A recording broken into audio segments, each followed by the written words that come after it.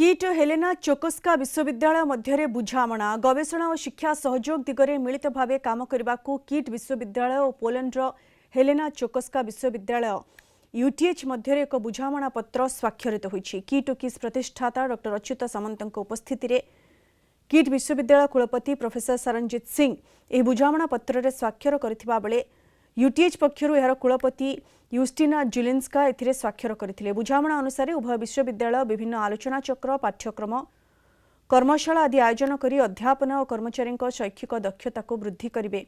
सेपरि जातीय अंतर्जातीय गवेषणा कार्यक्रम मिलित भाव करने सह शैक्षिक उपकरण सूचना और प्रकाशन विनिमय क्षेत्र में उभय विश्वविद्यालय कार्य करेंगे।